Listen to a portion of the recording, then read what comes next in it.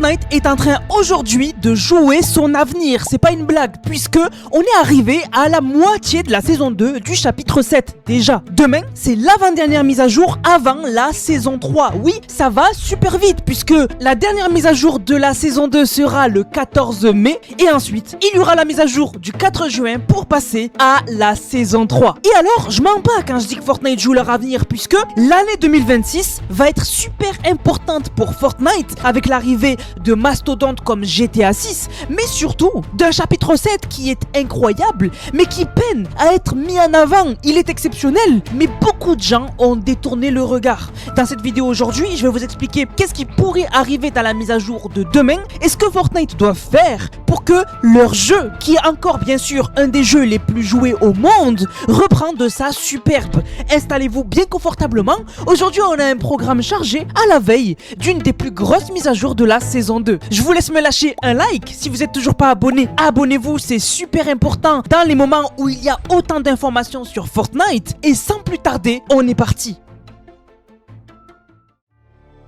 Fortnite n'est plus un simple Battle Royale. On a maintenant le Battle Royale, mais aussi Blitz, Reload, Recharge, ou encore avec une mise à jour super fraîche récemment, Sauver le monde. Et donc une mise à jour de Fortnite est accompagnée de beaucoup d'informations par rapport à tous ces modes qui sont devenus principaux et qui sont, on va pas se le cacher, incroyables. Et on va commencer par un de vos modes préférés, Fortnite Recharge. À partir de demain, avec la mise à jour, il va y avoir quand même un beau changement, puisque on va avoir le retour des autres maps en recharge. Vous l'avez remarqué, depuis un bon moment, avec l'arrivée de la map du Bastion des Élites, on n'avait que cette map qui était disponible. Au final, à partir de demain, les autres maps vont revenir, à part une seule qui est la map Oasis. Oasis ne sera plus disponible en recharge et va être remplacée par la map du Bastion des Élites. Donc la rotation des maps dans recharge va être de retour avec la map du Bastion des Élites qui va remplacer la map Oasis. Mais c'est pas tout, puisque au niveau du loot pool, on pourrait avoir une surprise, puisque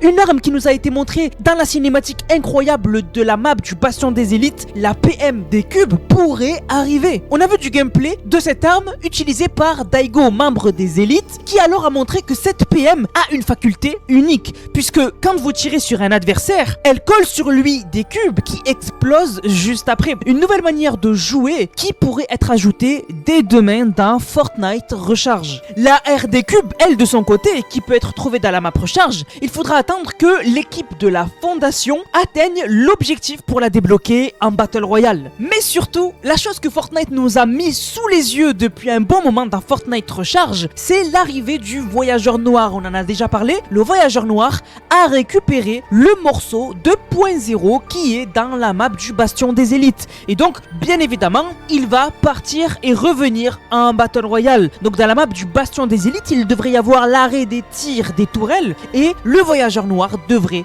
disparaître. Et tout ça, c'est juste ce qui concerne Fortnite Recharge. Dans les autres modes, on aura bien sûr des nouveautés, mais on peut pas les deviner à l'avance. On ne sait pas si Blitz ou encore Sauver le monde va recevoir une mise à jour majeure, mais ce qui est sûr, c'est que le créatif va changer du tout au tout, puisqu'en plus de l'arrivée des maps Star Wars vendredi dans le créatif, enfin les joueurs qui ont créé des maps Star Wars pourront les publier dès vendredi. On a aussi le système d'XP en créatif qui va changer. Au lieu de devoir être activé avec énormément de joueurs pour être obtenu, maintenant l'XP passera par différents niveaux dans les maps créatives. Plus besoin d'avoir énormément de joueurs sur une map créative pour avoir de l'XP. Il y aura plusieurs étapes adaptées au nombre de joueurs sur la carte pour que quand même ces joueurs aient de l'XP et donc ne quittent pas la map en voyant qu'ils n'ont pas d'XP. C'est une super bonne nouvelle. Mais alors maintenant, passons au vif du sujet, le Battle Royale chapitre 7. Cette map du chapitre 7, elle a pas mal évolué et je trouve personnellement que c'est une bonne map. On ne peut pas cracher dessus, le chapitre 7 est vraiment une bonne map.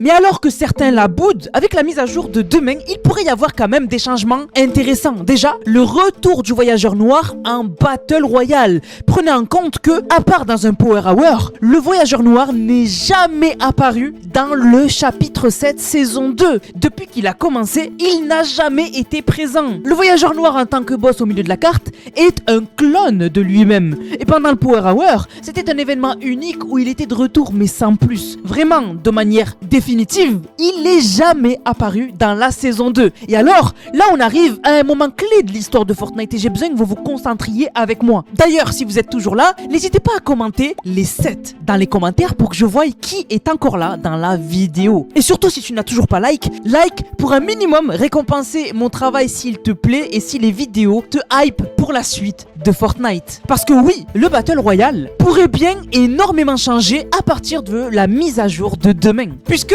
pour l'instant, en Battle Royale, c'est assez calme. Alors que pourtant, ça a l'air d'être le calme avant la tempête. Puisque on a 3 morceaux de point 0 dans des nouvelles villes au contour de la carte. Et on a 3 morceaux de point 0 qui ont l'air d'être déstabilisés au milieu de la carte. Et alors, le voyageur noir a la dernière pièce du puzzle. Le dernier morceau de point 0. Donc là, il va pouvoir commencer à reconstituer le point 0 au milieu de la carte. Donc on pourrait clairement avoir des changements où la ville du roi des glaces n'aura plus un morceau de point 0. Pareil pour la ville des poissons et pareil pour le morceau de point 0 à côté du sanctuaire sempiternel. On pourrait commencer à avoir des changements au niveau de ces villes, mais surtout des changements au niveau du milieu de la carte. Parce que n'oubliez pas que Fortnite adore nous montrer des choses qui vont arriver dans le futur. Il suffit juste de se rappeler de l'événement Heure 0 où dans un bref moment on a une hôtesse qui était devenue énorme, qui était en fait le premier aperçu de la mise à jour du poisson d'avril. Donc vraiment, chaque détail compte dans l'histoire que veut nous montrer Epic Games.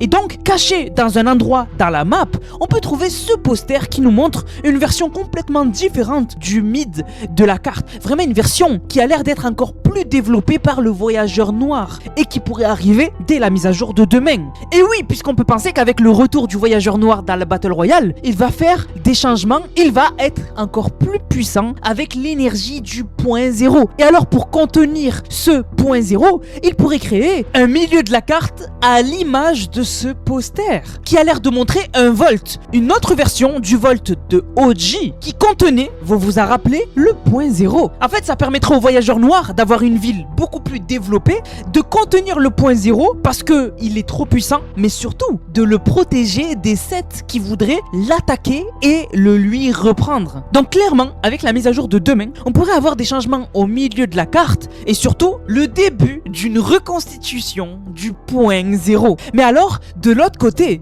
on pourrait avoir une belle surprise avec l'arrivée des quêtes de l'histoire. Jusqu'ici dans cette saison, c'était un peu dommage puisque l'histoire est incroyable et pourtant, on a eu des quêtes de l'histoire qui ont été vraiment nulles. Certaines étaient intéressantes où on a appris ce qui s'est passé avec certains membres des sets, mais on n'a pas eu vraiment de quêtes récits. Et là, on arrive aux quêtes de la semaine 7. Ça pourrait être cette semaine-là où justement Fortnite se concentre plus sur l'histoire et nous donne vraiment des quêtes de l'histoire complètement sur l'histoire et non pas une quête intéressante et des autres quêtes où il faut faire des kills. Et c'est ce qu'on attend dans une histoire qui est exceptionnelle. On attend quand même d'avoir des quêtes récits où on nous parle et on nous explique qu'est-ce que les sets ont prévu. Sachant que la dernière fois que la Fondation nous a parlé, en apprenant que l'origine avait été perdue dans le Chrome, il a été dévasté et nous a dit qu'il nous recontactera plus tard. Donc la Fondation est en dépression et les autres sets sont perdus sans la Fondation. Donc vraiment là la situation elle est catastrophique. Donc vraiment demain, en plus des changements sur la carte et du retour du voyageur noir, on croise les doigts pour un retour des quêtes de l'histoire et un retour des sets. Qu'ils ont vraiment un plan et commencent à préparer l'événement de fin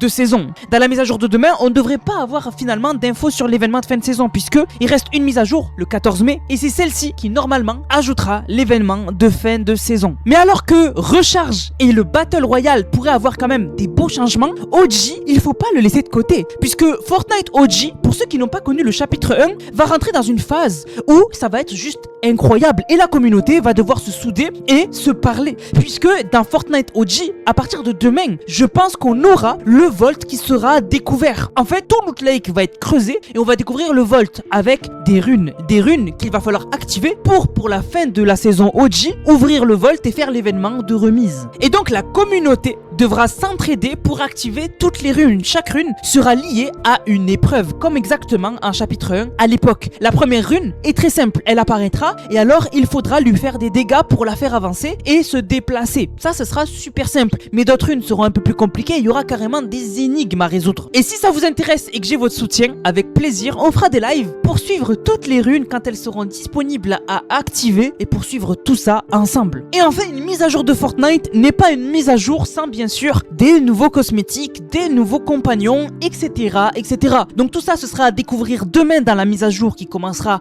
à 10h comme d'habitude. Sur cette chaîne, je serai en live, donc surtout sois sûr d'être abonné à la chaîne et d'avoir activé la cloche. J'espère que ces temps-ci, les efforts qu'on met avec le monteur dans le rendu des vidéos vous plaît et on espère que vous nous le rendrez en mettant juste un like qui est complètement gratuit et surtout en partageant la vidéo à un ami qui a peut-être détourné le regard sur Fortnite mais qui devrait se reconcentrer avant l'événement de fin de saison qui risque d'attirer énormément de personnes. La famille, on va remercier bien sûr ceux qui ont utilisé le code NANAS. Je vous rappelle, dans la boutique de Fortnite, vous mettez le code NANAS et vous faites une vidéo ou une photo où vous achetez quelque chose avec mon code créateur. Ensuite, cette vidéo ou cette photo, vous la mettez dans mon serveur Discord qui est dans la description, dans un onglet qui s'appelle code NANAS. Et si vous la mettez là-bas, et bien vous avez une dédicace en fin de vidéo. Du coup, on remercie HVK Fatih qui a régalé avec le code NANAS, qui a dit code NANAS les mecs. Merci à Le Shinobi qui a régalé avec le code NANAS. Merci à Hydrex qui a régalé avec le code NANAS. Et merci à Shinra qui a dit code NANAS, je te conseille de regarder Ben 10. Du coup, la famille, j'espère que la vidéo vous a plu. Si c'est le cas, n'hésitez surtout pas, likez, commentez, partagez. On se capte demain en live pour la mise à jour. C'était NANAS. Prenez soin de vous. Bang, bang,